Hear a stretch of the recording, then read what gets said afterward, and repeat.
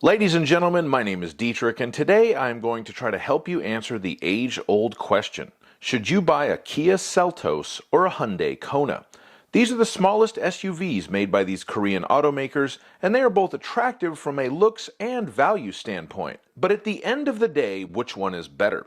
We will try to make that determination with this comparison video. The Kona is available as an EV, but the Seltos is not, so we will keep it apples to apples here and focus on the gasoline engine versions of both of these cars. I have driven both of these cars, I have been in the car business for 17 years, and what I am about to give you is my quote-unquote expert opinion, so you can take it for what it's worth. You only get one chance for a first impression, so we are going to start with styling. Both the Kona and the Seltos subscribe to the current Korean ethos of LED lights make everything look better. But this ethos is applied differently on these two cars. The Kia Seltos has crazy looking front and rear LED running lights that give it a distinctive and relatively aggressive look for such a small car, whereas the Kona goes for simple straight LED light bars front and rear.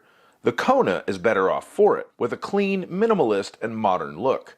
I can understand why somebody would prefer the look of the Kia Seltos if they really want to stand out from the crowd, but for me here the clear choice is the Hyundai Kona. I do think it is the better looking car and it gets the point for styling. Next we will move on to the powertrains. Here these two cars are essentially equal, offering a base 2-liter engine mated to a CVT transmission, or a more powerful 1.6-liter turbo 4-cylinder engine mated to an 8-speed automatic. Weirdly, the power ratings on the engines are not quite identical. The Kona offering 147 horsepower on the base engine versus the Seltos 146, and the Seltos quoting 195 horsepower on the turbo versus the Kona's 190 horsepower. But these are not the sort of differences you are really going to feel from the driver's seat, and I have driven both of these powertrain combinations and they both do a fine job, so I'm going to give 1 point to each car here. So the engines on these two cars are basically identical, the exterior dimensions are within an inch of each other, and the interior cargo measurements are within a cubic foot of one another. Given all of those facts, and since Kia and Hyundai are under the same corporate umbrella, you would think these two cars would be built on the same platform, but for the 2024 model year moving forward, they are not. The Seltos is built on the SP2 platform, and the 2024 Hyundai Kona is now built on the SG2 platform, which it shares with the hybrid and EV-only Kia Niro. Impressively though, despite the fact that they are built on different platforms, these cars are both similarly bland to drive. There is nothing at all here to offend, but from a pure driver's perspective, there isn't much to write home about either. Since they're both perfectly acceptable but not great, I'm going to award no points here. As I just mentioned, interior space and exterior dimensions are close enough to be considered identical in the car world, and since that is the case, passenger room is almost identical too.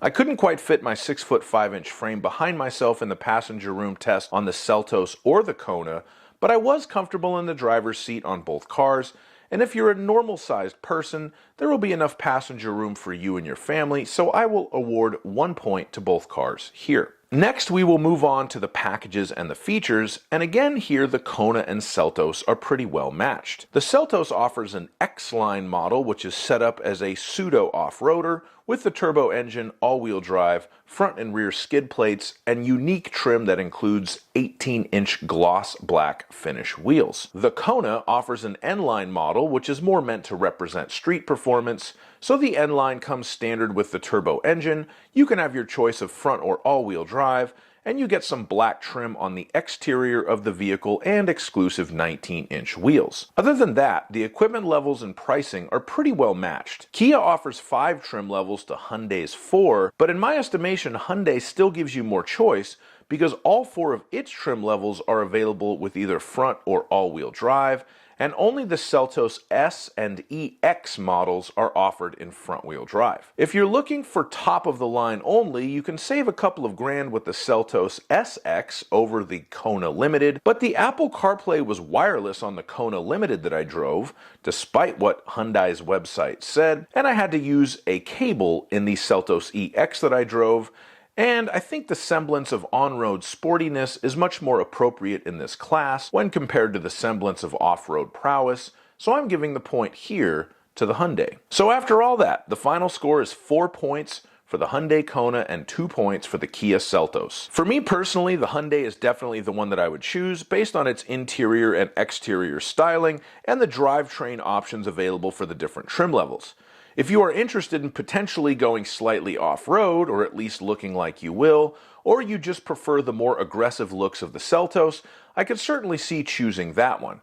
It's a much better car than the final score might suggest, but I still prefer the Hyundai Kona, so I stand by my final conclusion. So that's my choice. Please let me know in the comments if you agree with me or not. Please like my video and subscribe to my channel, and please have a wonderful day. Bye-bye.